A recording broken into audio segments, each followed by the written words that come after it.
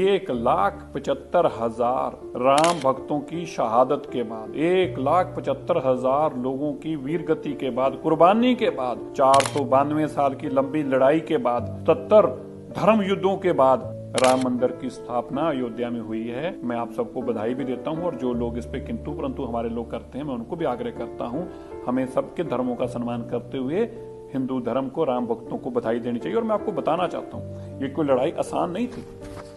जो लड़ाई देश के प्रधानमंत्री ने आपको जीतकर नरेंद्र मोदी जी ने दी है, प्रभु राम ने ये शायद उनसे सेवा लेनी थी, वरना 492 साल तक भी कोई छोटे लोग इस लड़ाई को नहीं लड़ रहे थे। मैं याद करा दूं, 1528 में जब बाबर ने पहली बार यहाँ पर मंदिर को तोड़ने का काम किया, ये मंदिर इतना मजबूत था कि तोपों के साथ इसको तोड़ने का काम किया गया।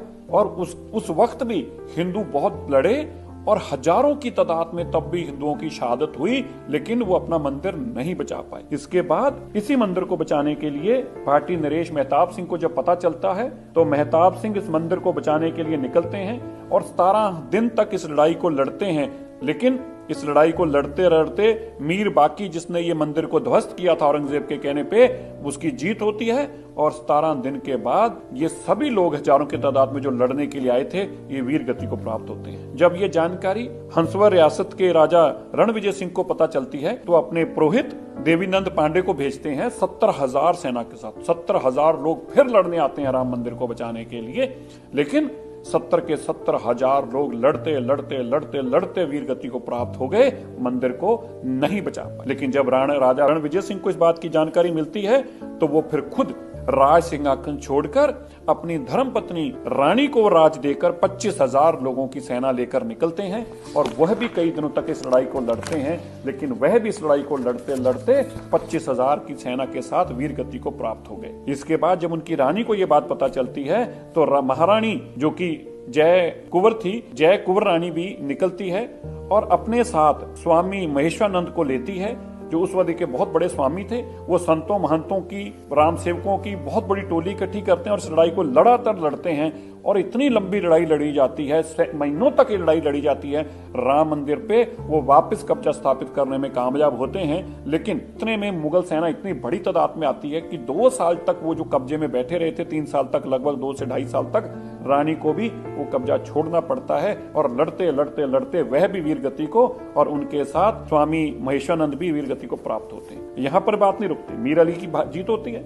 इसके बाद अकबर का जमाना आ जाता है। अकबर ने बीरबल के कहने पे, और आपने नाम तो सुना है, एक बहुत बड़ा नाम हम सब लोगों को सुनते रहे हैं, टोडरमल जी का। टोडरमल जैन जो बहुत बड़े व्यापारी थे अकबर के समय में भी, उनके कहने पर यहाँ पे एक मंदिर की स्थापना की जाती है कि मस्जिद के साथ एक छोटा मंदिर बना दिया जाए और ये मंदिर चलता रहता है। और इसके बाद ये मंदिर इसी तरह चलते चलते समा आ जाता है शाहजहां का। शाहजहां भी इस मंदिर को इसी तरह रहने देते हैं और इसकी पूजा होने देते हैं। लेकिन जब औरंगजेब का समय आता है, तो औरंगजेब अपने सिपाहसलार जाबाज खान को मंदिर को नष्ट करने के लिए फिर से भेजते हैं और अयोध्या में फिर से परशुराम मठ के लोगों के साथ ये लंबी लड़ाई चलती है। लेकिन इस लड़ाई में जाबाज खान को मार दिया जाता है। औरंगजेब को जब पता चलता है 1664 में, औरंगजेब फिर से अपनी एक बहुत बड़ी सेना भेजता है और इस मंदिर के चबूतरे को गिरा दिया जाता है और मंदिर को ध्वस्त किया जाता है। और इसी जानकारी को मिलते ही अमेठी के राजकुमार गुरदत्त सिंह जो थे, वो अपने साथ पीपरा के राजकुमार को लेकर पहुंचते हैं, लेकिन वो इस मंदिर को बचाने में नाकाम रहते हैं और लड़ते लड़ते लड़ते लड़ते वह भी वीर गति को प्राप्त हो जाते हैं। लेकिन इस लड़ाई के दौरान यह साबित हो जाता है कि यहाँ पे मंदिर भी रहेगा और मस्जिद भी बनी रहेगी और मंदिर की पूजा की अनुमति फिर से मिल जाती है। इसी दौरान अंग्रेजों का राज आ जाता है और फिर दोबारा से लड़ाई लड़ी जाती है और इस लड़ाई के दौरान बहुत बार वहां पे जद्दोजहद होती है और मंदिर की स्थापना हुई रहती है। रामलला की मूर्ति भी स्थापना हो चुकी होती है और इसको मंदिर भी चलने दिया जाता है और मस्जिद भी बना रहता है। लेकिन फिर मुलायम सिंह जी की सरकार आ जाती है। तो आपको याद है देश आजाद होने के बाद क्या हुआ, वहां पे राम सेवकों को मारा गया और ऐसे भी बताया जाता है कि गोलियों से भुना गया और यह भी बताया जाता है कि कुछ लोगों को तो हाथ पैर बांधकर सरयू नदी के अंदर फेंक दिया गया था जिंदा। ये सब संघर्ष जो हुआ है, ये 77 बार धर्म युद्ध हुआ है। मैंने आपको बहुत छोटी छोटी 3-4 वाकये बताए हैं। मैं 2.25 लाख वो कह रहा हूं जो आंकड़े इस के अंदर है और इसके साथ और कितनी लड़ाइयां हुई हैं वो बहुत सारी डॉक्यूमेंटेड है और सुप्रीम कोर्ट में है और ऐसी किताबों के अंदर जो ब्रिटिशर्स वेले से लेकर औरंगजेब के वक्त से लेकर अकबर के वक्त से लेकर सब कुछ रिकॉर्डेड डेटा है। तो मैं आपको ये बताना चाहता हूं, ये कोई आसान चीज नहीं थी। ये मोदी जी ने आपको करके दे दिया इसलिए आपको शायद छोटा लग रहा है, लेकिन 492 साल की तपस्या है। लाखों लोगों की खून और शहादत है वहां पर, और इतनी लड़ाई लड़ने के बाद ये राम मंदिर की स्थापना होती है। मैं सबसे आग्रह करना चाहता हूं, हमें सब लोगों का धर्मों का सम्मान करना चाहिए। हमें अपना धर्म जैसे अच्छा लगता है इसी तरह सबको अपना अपना धर्म अच्छा लगता है, हमें उनको भी राम मंदिर की बधाई भी देनी चाहिए और इस तरह का किंतु परंतु नहीं करना चाहिए।